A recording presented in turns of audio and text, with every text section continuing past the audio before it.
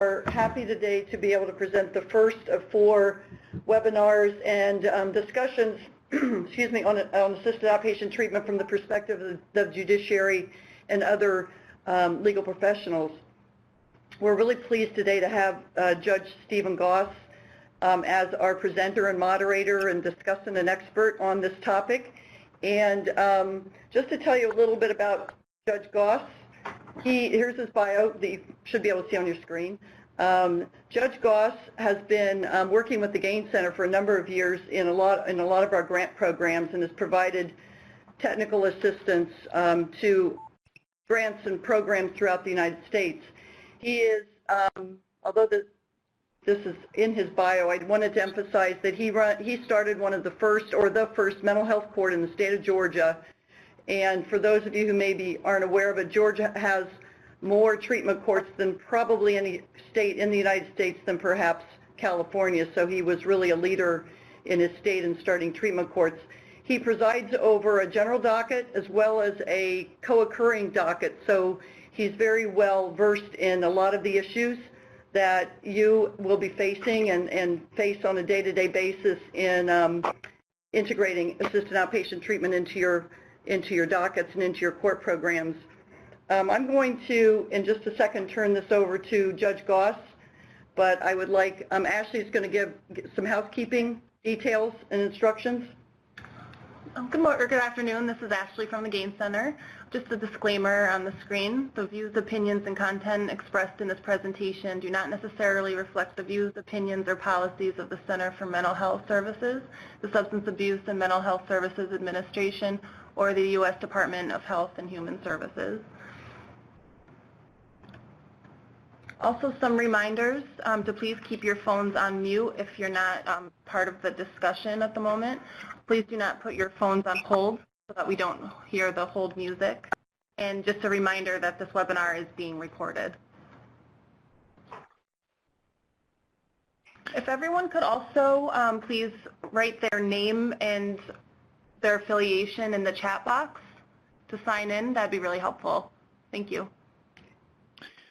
Well, good morning. For those of you on the West Coast and in Central and Rocky Mountain time zones, for those of us in the Eastern time zone, good afternoon. It's slightly after the noon hour.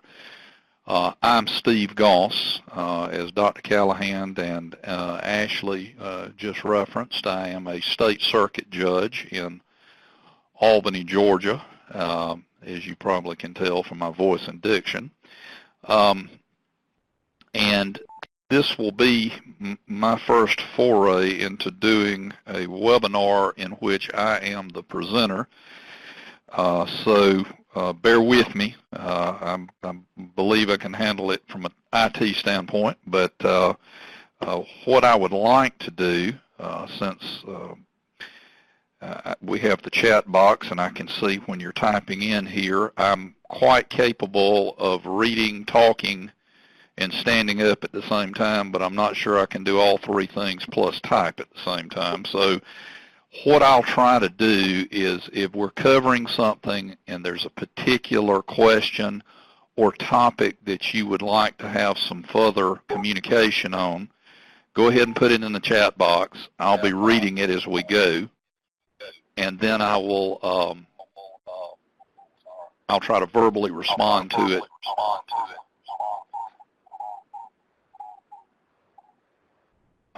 Ashley, I will say this. I can hear feedback to myself on my end, so I don't know if there's anything from a technology standpoint you can do. In other words, it's almost like I'm hearing an echo of my voice. If everybody tuned into the webinar could make sure that their phones are on mute for this part of the webinar, because we are hearing some noise back.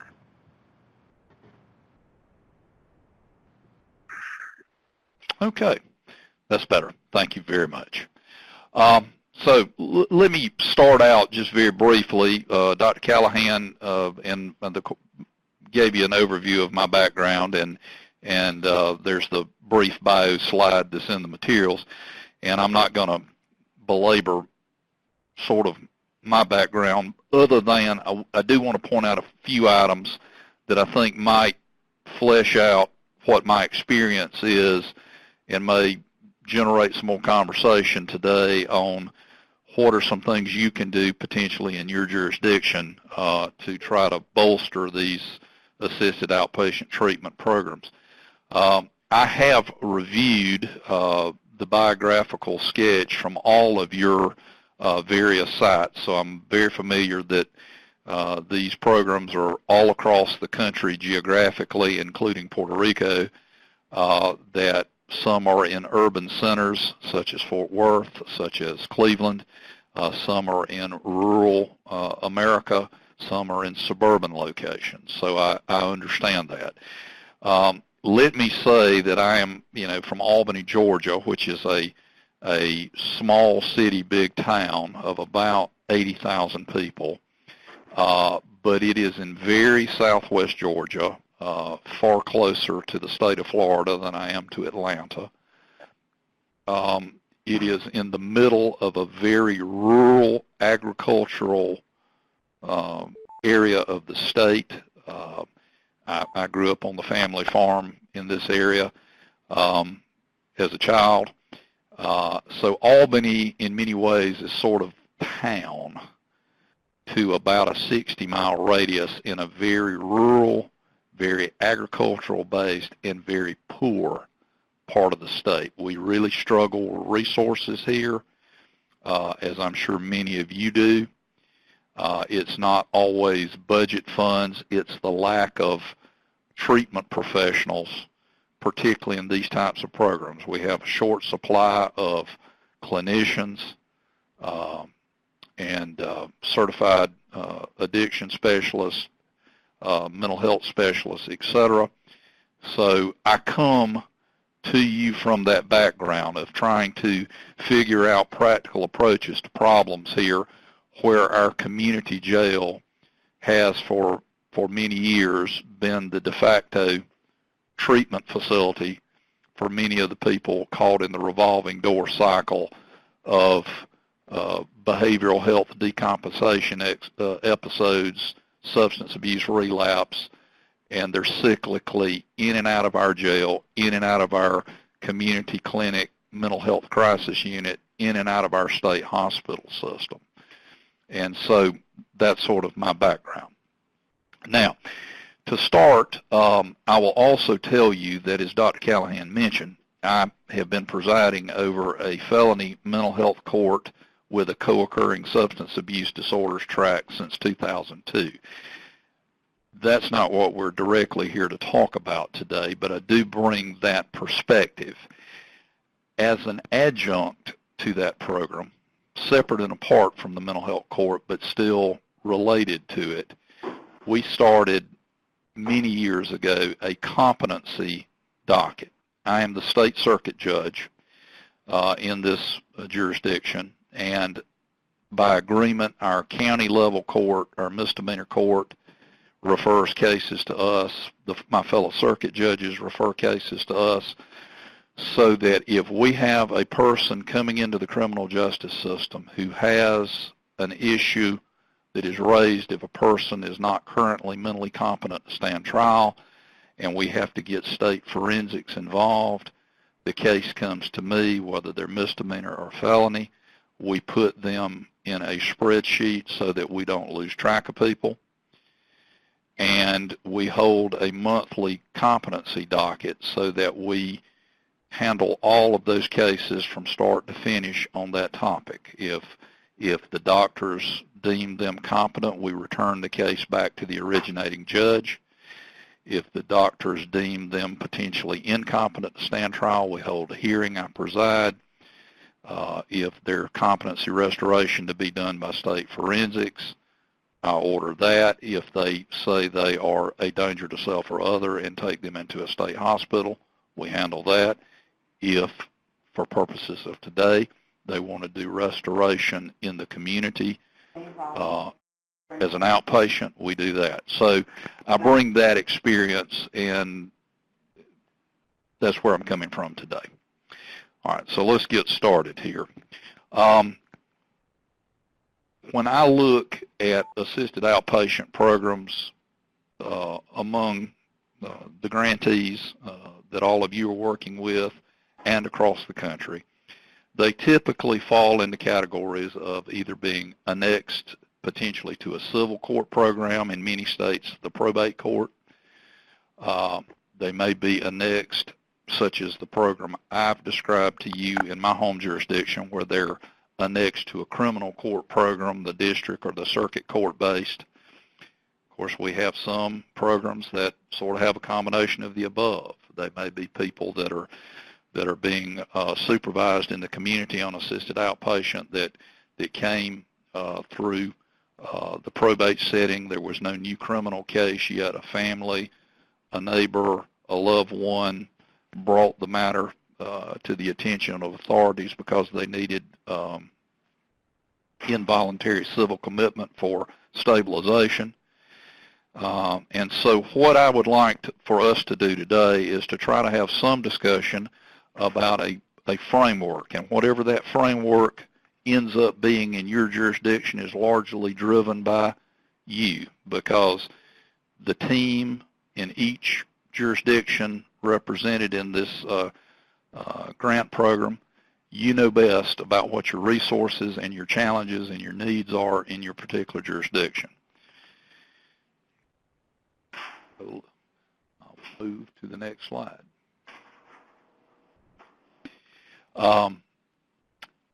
Typically, these programs, these AOT programs in a jurisdiction, can either be viewed as sort of like looking at the glass half full or the glass half empty. Are they a step up or are they a step down program? A step up program would be where the jurisdiction is saying, you know, we have what limited resources we have in our local community. We're trying to develop and utilize this AOT program to divert, or as best we can, to keep people out of the state hospital system. And of course, in many instances, that may be a civil based court program, such as a probate court, but it could also be a criminal court based program. The converse of that would be, do you view your role in AOT in your community as a step-down program? Are you working hand in glove with the state hospital system, potentially state forensics if you're a criminal court-based program, and you're bringing people who originated from your jurisdiction back into the community after they've been stabilized and restored in a state hospital setting? They do not meet the criteria for involuntary inpatient civil commitment in your jurisdiction, and typically that's with some nomenclature differences or along the lines of, are they a danger of imminent harm to themselves or others? And of course your statutes read different ways, but that's usually the general theme. But they still need some level of supervision. They're not currently suicidal. They're not an imminent danger of harm to themselves. They're not, from a professional standpoint, clinically determined to be an imminent danger of harm to others, yet they're very fragile. And by experience and history, everyone recognizes that their condition can deteriorate rather rapidly if not medication compliant and treatment compliant. And so you see that your program is a step down program, or it can be some of both.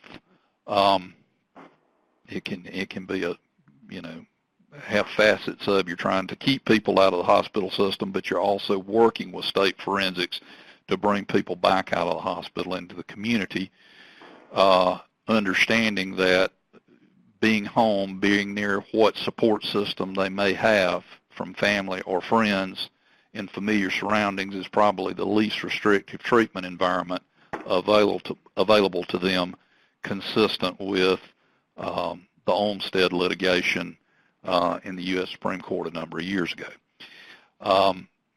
One thing that I do want to mention, and in looking at your biographical sketches, I notice a number of your programs are in parts of large states that you probably may have access to the state hospital system, yet from a practical standpoint, it's not realistic. You may be 250, 300, 400, 500 miles away from the nearest state hospital, and just the transportation issues with your local law enforcement and sheriff makes it where it's almost prohibitive to try to get someone in the hospital or back from the hospital, so you're trying to put a program together within your own community. I don't see any comments, but I would welcome if any of you have any remarks in your jurisdictions about whether you're working in a step up or a step down, or you're exploring opportunities for both. Please make some reference in the chat box here, and we'll try to address that. I'm going to go to the next slide, but we can come back to that. Okay. Now, I have seen so many times through the years, particularly when I started the competency docket program here, what happened was we recognized we didn't know how many of these cases we had. We didn't know where they were. We didn't know whether the people were still in our jail and had not been seen by forensics. We didn't know if they were at a state hospital and needed to be brought back to our community. It was very easy to lose track of people or cases to fall off the grid.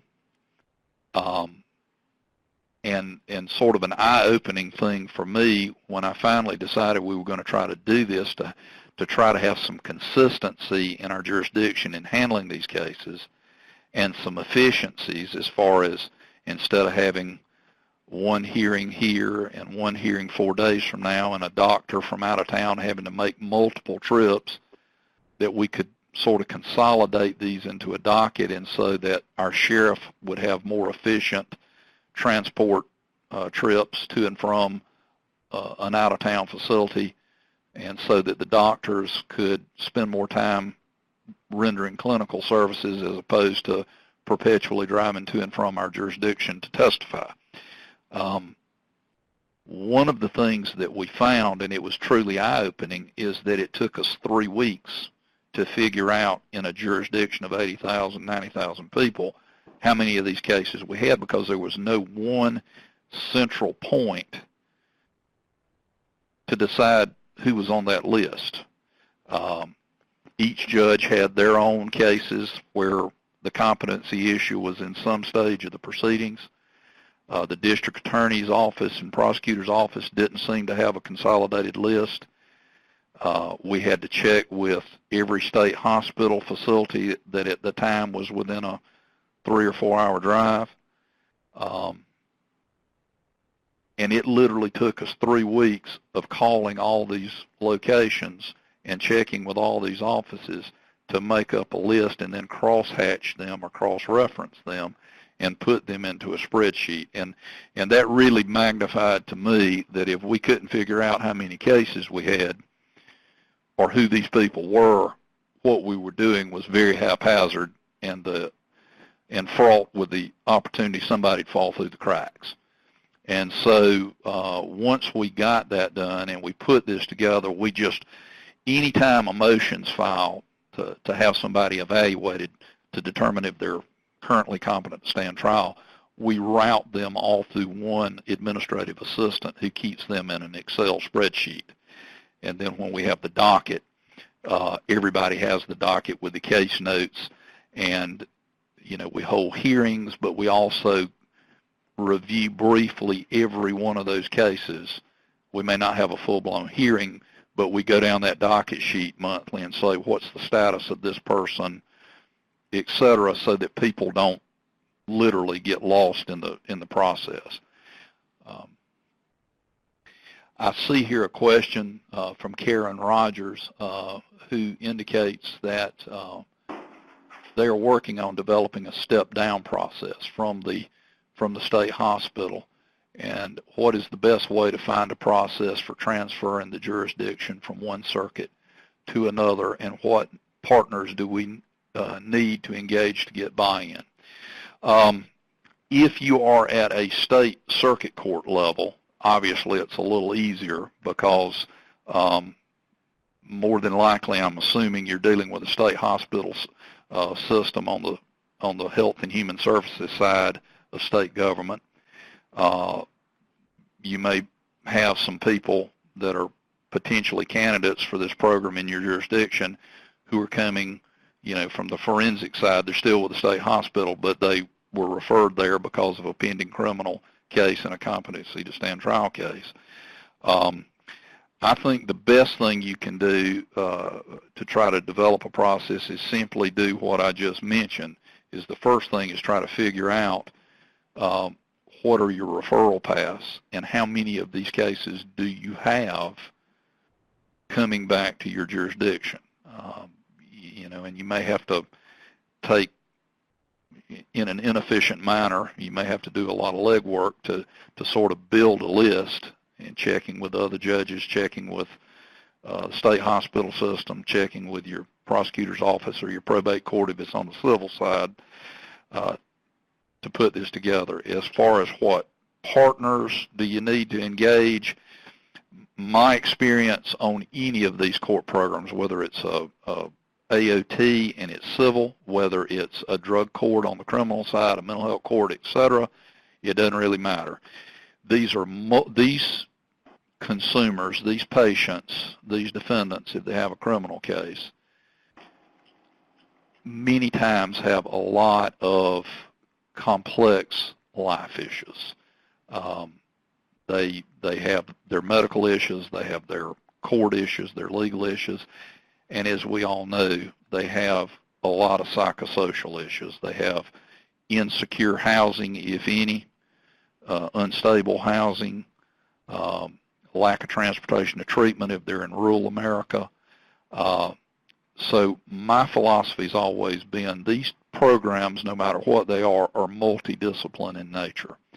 And so our participants have a lot of issues. We need to try to get to the table as many people in our community that have the ability to address these issues, whether that's the judiciary, the prosecutor's office, if you're working with people on the criminal court side, your probate judge, your community mental health and addictive disease clinic personnel.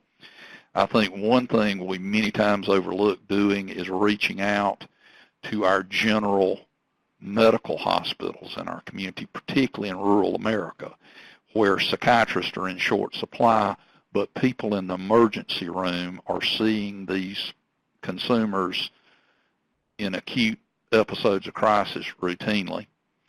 And we need to bring somebody from the hospital or maybe somebody that's over emergency room services at the hospital into the discussion, because they have a vested interest in handling these cases in a more efficient fashion.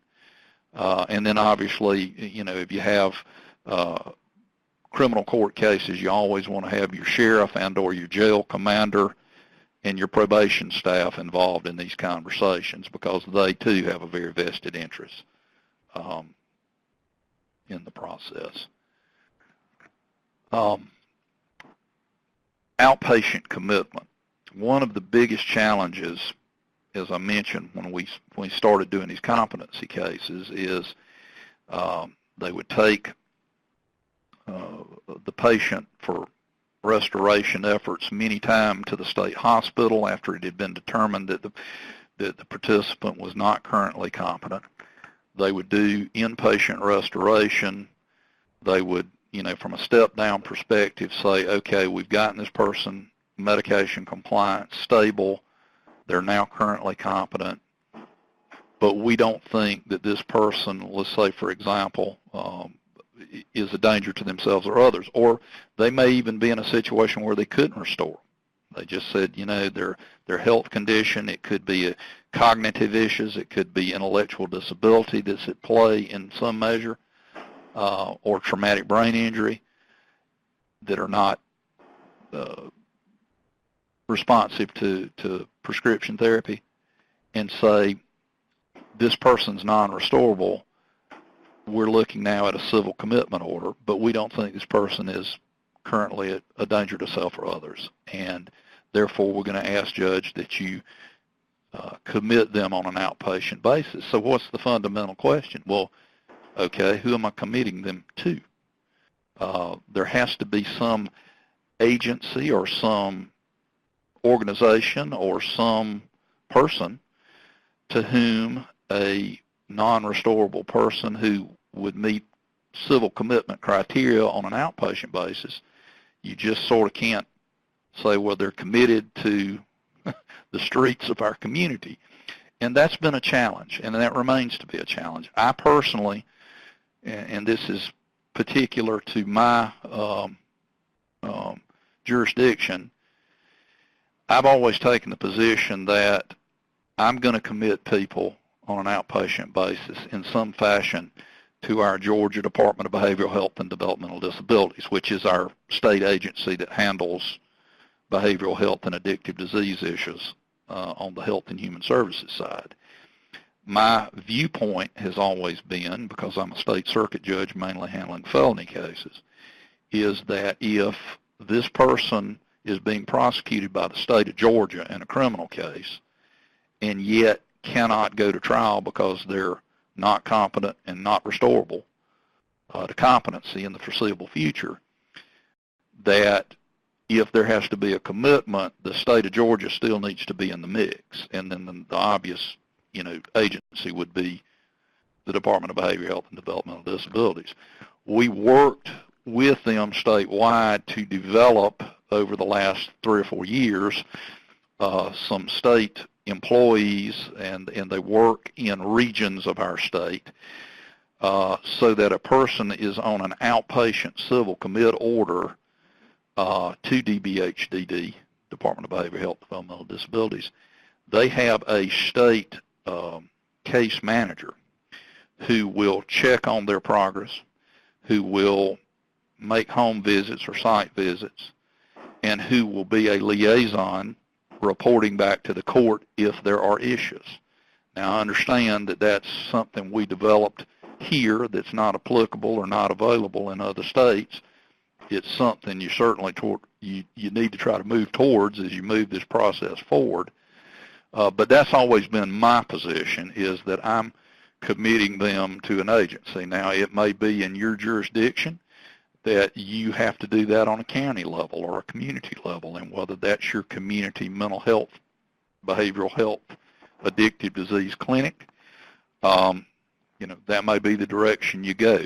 I don't think there's one clear answer, but I do think you need to be having conversations about whose role or whose responsibility is it to be able to have some modicum or some level of supervision and case management with this participant in the community, and then if there are issues, be able to report back to the judge, whether that's a probate judge on the civil side or a county judge or state circuit judge on the criminal court side.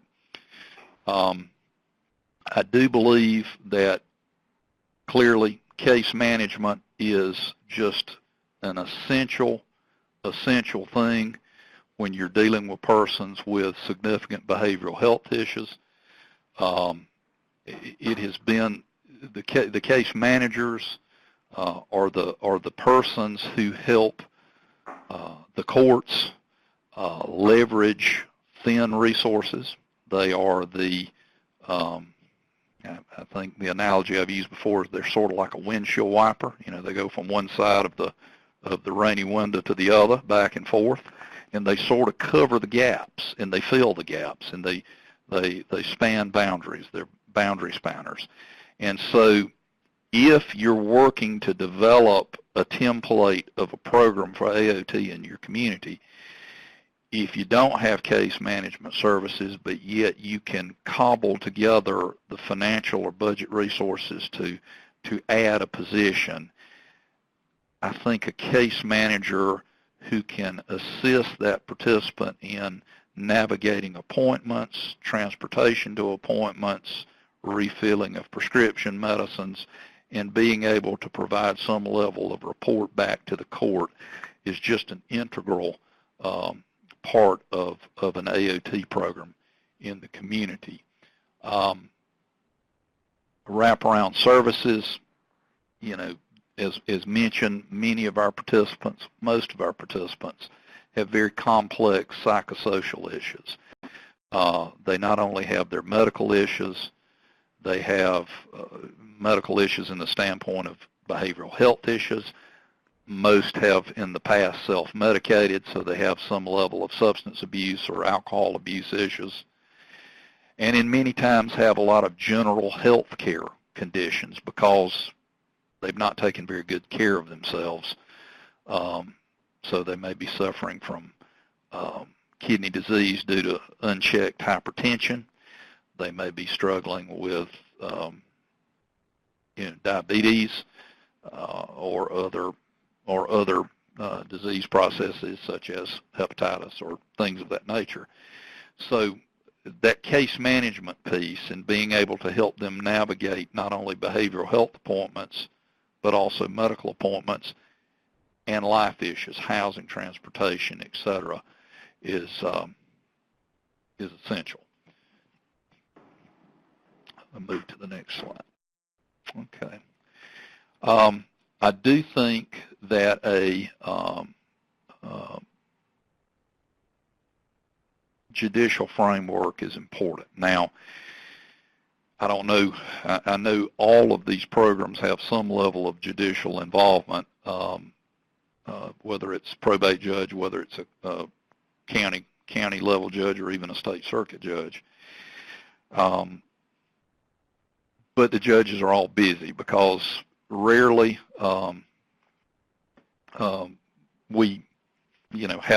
rarely is this the only thing we do. We have other, general dockets, felony dockets, misdemeanor dockets, civil cases, whatever it may be. And so there's only so much time we can invest into these cases. However, having a coordinated system sort of helps you figure out how many of these cases you have, who are your participants, what resources can you draw together, and also keep people from sort of getting lost in plain sight.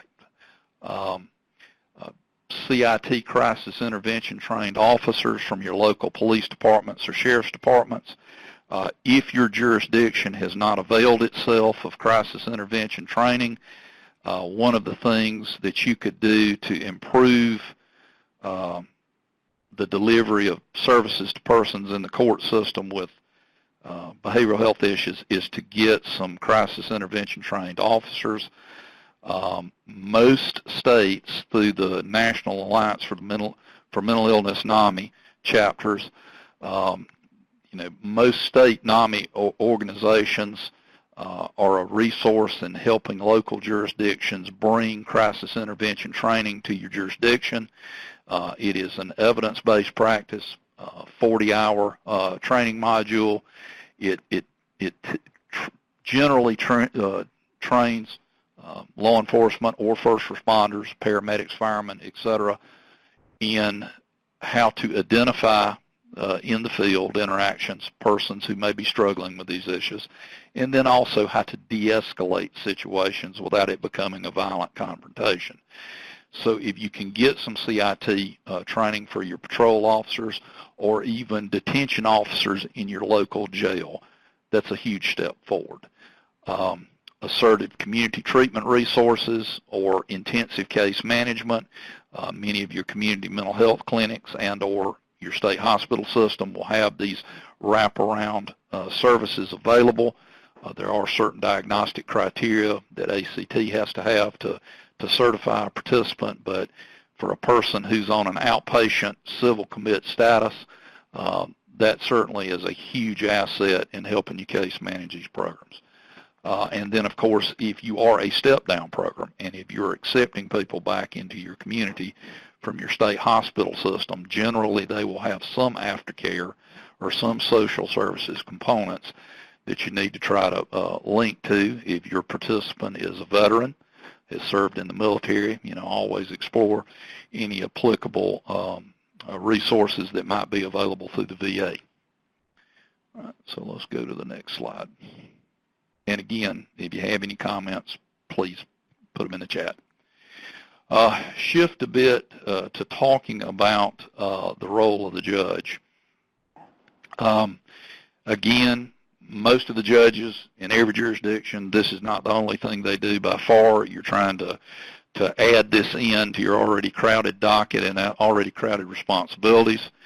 I will say this, if you put together a template of what you want this program to look like from a supervision standpoint, even if it's not weekly, even if it's not monthly, it may be every 2 months or quarterly, but if you can have some brief docket call for these cases, I think that's very helpful. And they may not be evidentiary in nature. You may just call it, have the representatives from the hospital system. If it's a criminal case, maybe your probation staff and or your local attorneys present. But to be able to get a report back, how is this participant doing? What changes might need to be made to the treatment plan? Where are the shortcomings? Where are the improvements? I think it's important to do that because it keeps the judge apprised of what's going on with the cases. It also makes everybody else on the team from the different disciplines have to keep up with things. I mean, if you know you got to come back in and report, you're by necessity is going to make you say, all right, I need to get up to date on this person's case. I hadn't talked to them in several days. It just sort of keeps people from, again, sort of falling through the cracks or falling through holes in the system. If it's feasible, I see a lot of benefit to having the participant, if you can manage the transportation piece, come in and engage in these brief discussions in a courtroom setting. In general, our research, the National Drug Court Institute's research through the years has shown in drug court programs and mental health court programs on the criminal court side, exit interviews with graduates show that the meaningful in-court interaction between the judge, between that person who's in a position of authority, and the consumer and the participant has a tremendous positive impact on outcomes. That's not necessarily exactly the same scenario with a person on assisted outpatient treatment, civil commit outpatient order, but it engages the participant to the level that their level of function will allow. It gives the participant a sense of buy-in, a sense of involvement, a sense of that they're participating in trying to craft what's going to happen in their own life. And I think you'll find that you get a better sense of participation and a better sense of the participant being willing to work with the team if they're involved in the conversation. It's almost like it's my life, you need to hear from me. So I understand that may be difficult at times, and you may not can do that on a weekly or monthly basis, but periodically, if you can get the participant in to do a brief interaction in the courtroom with the team and the judge, I think there's a lot of positives to be seen from that. We'll go to the next slide. And this next slide sort of ties on to that. Just having the structure of the program not only helps the court team and the multidiscipline community team keep up with the cases, it also keeps everybody focused on when changes need to be made because things are going well or maybe not going so well. One other comment I have in this regard, and this is non-clinical, and I'd love if some of the clinicians who might be on the webinar here would type in. Love to get their feedback.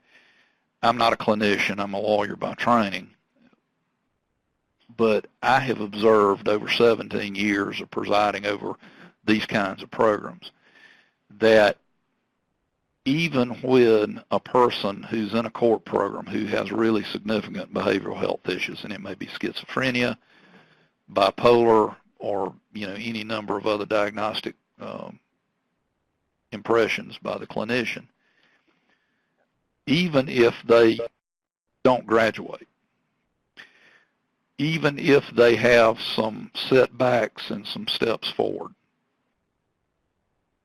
the structure of a program, just the routineness of a program, the expectations of a program, I think has a positive impact, even if they don't get all the way to graduation.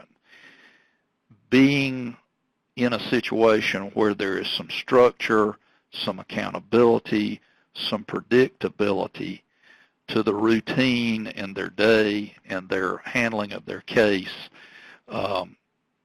is very helpful. It seems to have a positive. There may not be any one clinical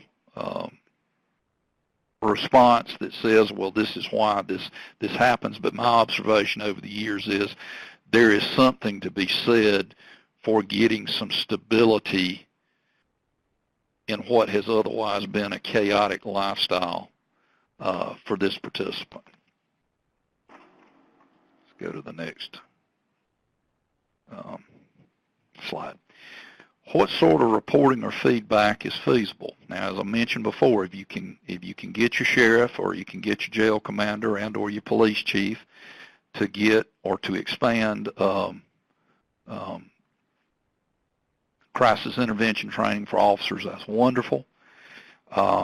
If your participants in your AOT program many times have some forensic issues, they've got some involvement in a criminal court setting, your sheriff, typically in most jurisdictions across the country, your sheriff has a lot of incentive to be involved in this, because they typically run the community jail. They typically recognize that they're many times ill-equipped to be a behavioral health treatment center. There are the funding issues. There are the liability issues. The sheriffs, most of the time, are very receptive to if a community resource, if a court-based resource says, hey, sheriff, we want to work with you to try to do a better job in keeping people with behavioral health issues out of the criminal justice system. Usually the sheriff is a willing participant. They also, in most jurisdictions across the country, also have as a responsibility to serve probate court orders for involuntary civil commitments, even if there's not been a criminal case. So the sheriff has a lot of incentive to participate meaningfully, because they not only have the responsibility for these cases on the criminal court side in the jail setting, but also for transportation to and from treatment for involuntary civil commitment orders through probate court. That is obviously, if you can get the sheriff involved and get some of the deputies involved and get them working with you in your AOT program, that's a great source of information to get feedback from how is this person doing in the community. The deputies, the local law enforcement, they're out on the street, they're in the neighborhoods, they know the families, they know the neighbors, and are a really good source of reporting back, and it gives the judge a real level of comfort to know, our local law enforcement community is working with us on this program. As the judge, again, CIT is something you as a judge can promote that doesn't require a lot of judicial time. It's a matter of picking up the phone and talking to your sheriff, picking up the phone and calling your police chief, trying to facilitate getting some training started. And I think if you don't have CIT in your community, but yet you can get law enforcement to start the process, most of the police officers that go through CIT come away from it with a positive view, because this is what they are faced with in the community. They're responding to more and more calls involving persons who are decompensated, who are struggling with alcohol and substance abuse issues. And so it lets those officers feel like they have an opportunity to be safer and to do a better job. So, as the judge, you can be an advocate and a champion for trying to expand CIT in your community. Getting report back from your service providers. If your AOT program is largely being staffed by your community behavioral health or addictive disease clinic, try to set up a protocol for getting some reporting back. Of course, you have to be sensitive to HIPAA and to 42 CFR Part 2 privacy regulations, but to just get the feedback on the person's coming to appointments, et cetera, is always helpful information. And again, case management is crucial. And one piece that I've not addressed that I would urge any program to try to develop or to make a part of your program is peer support. If you have people who have been down this path in their own life and they've become stabilized and they're now functional, and and if your state has some certification process for peers, and you can get one of your people in your community who's interested certified to participate, that is a huge step forward. We for many years in our program here kept saying, we need to have a peer, we need to have a peer. We never got around to doing it. And finally, we took one of our graduates who's been a real success story, who was willing to give of his time. We got him, went through the certification process. He has been just a champion and an advocate for our participants. They relate well to him because they know he's walked the walk. He's even now in our state regs, and he's been to the training and has been certified. He can lead some of our counseling groups now, include moral recognition therapy, MRT, cognitive behavioral intervention. So not only is a peer role important to your consumers, your participants, it's also from the standpoint of a resource challenged jurisdiction, it really lets you leverage court time, clinician time, and case manager time. So I urge you, if you want to know more about peers, you can certainly contact me. You can contact Dr. Callahan and the folks at Policy Research Associates, and we'll get you more information. But that is a real tool to try to develop and will be of great assistance to you in your program. And there's a slide there on peer specialists. Let's go to the next one. All right. I'm going to finish up here, and then if there's any questions, I'll try to finish up the hour here. You've put a template together. What are some of the challenges that the judiciary faces on these programs, particularly if it's a civil jurisdiction only, if this is a probate court annexed case and you don't have a pending criminal case? How do you enforce this? I mean, now I think we all recognize part of this is a lot of talking to people, pleading with people, encouraging people. But what if just the judge's charm and grace and people skills doesn't quite get you over the hump, and you're still having a person who's being non-compliant with their outpatient civil commit order? In some states, your recourse may be some sort of contempt action in a civil setting. It may require, I guess, if the condition of the person is deteriorated, or if the community behavioral health specialists are getting concerned that their condition is deteriorating so that they may be teetering on becoming a danger to self or others. It may be, a requirement to hold a hearing to see if they need to be rehospitalized. Again, a lot of that you're going to have to look at what your state law allows, if your state law currently has any enforcement provisions on the civil side through your outpatient civil commit statutes.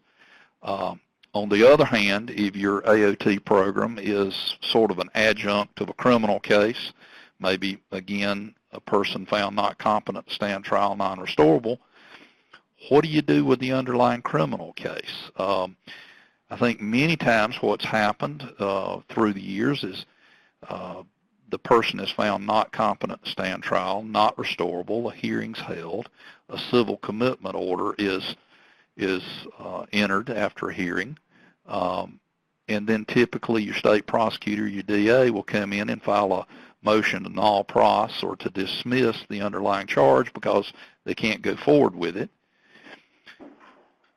Give some thought to that. You may not want to immediately null pros the case because it may still give you a little bit, as the judge, of an ability, if they're non-compliant with treatment, to utilize maybe bond conditions or release conditions as somewhat of an enforcement mechanism.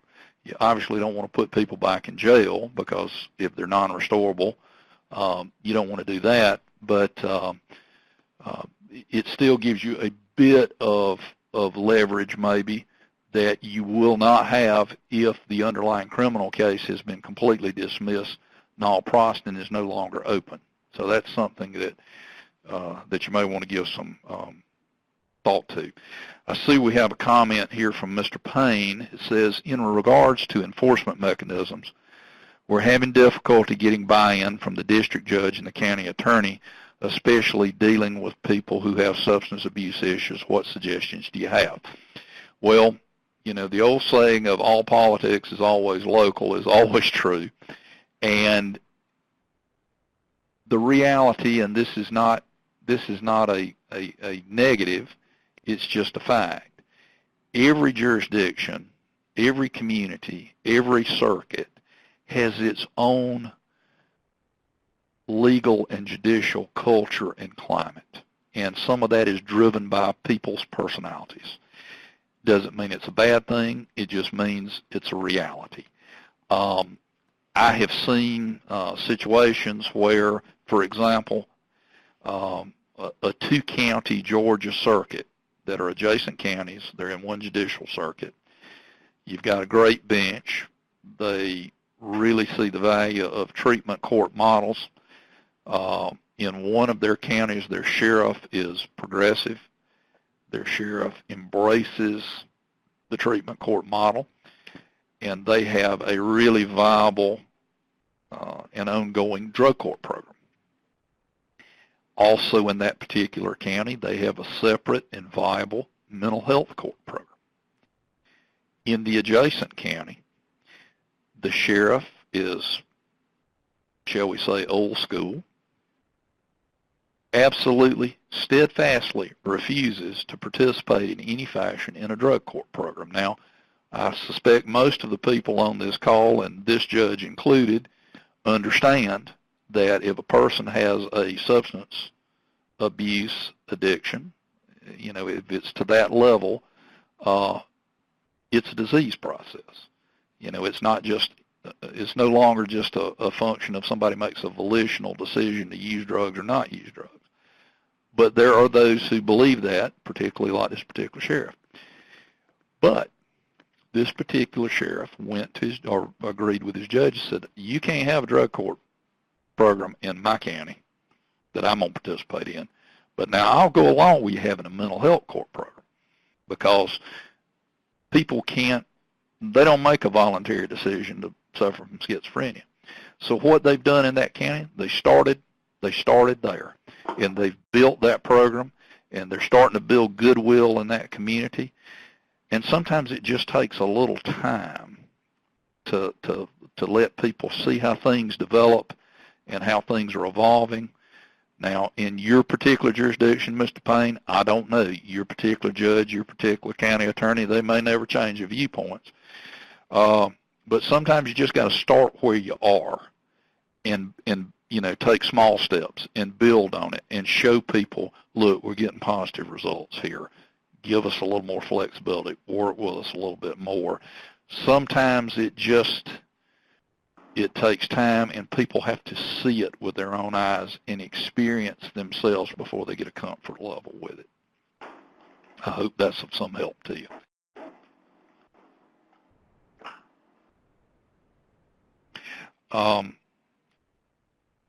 Ashley Schultz did want me to let you know, and you see the slide, that there will be 4 quarterly webinar and conference calls that will focus on various topics of interest. Obviously, today we've been talking more about a framework for a judicially supervised program. If any of you have any questions, if you would like for me to talk with you more one-on-one, certainly available. Just let Ms. Schultz or Dr. Callahan know. I'm always willing to help anybody in any way I can. I may not have the answer, but I can certainly help you sort of puzzle through it. Hello, actually, this is Miriam. Can you hear me? Yes. Yes. Judge Goss, hi, this is Miriam Chase from SAMHSA. I really appreciate your expert presentation. And what I wanted to remind our grantee online, all of them, that the AOT, I mean, since you brought a lot of example of criminal process, the AOT is a completely civil commitment process, and we don't want to really mix it with the criminal things, because we don't want to criminalize the mental health, problem.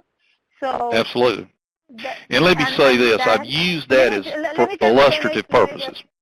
And the AOT, because some of our grantees are also having people that are coming from jail or coming from other programs, mental health courts, but we just want them to go through the civil commitment process, and if they have any charges against them, to be dropped and going through the civil commitment process. And the reason is that Congress really allocated funds for a drug court, as you talk about, the mental health court, jail diversion program.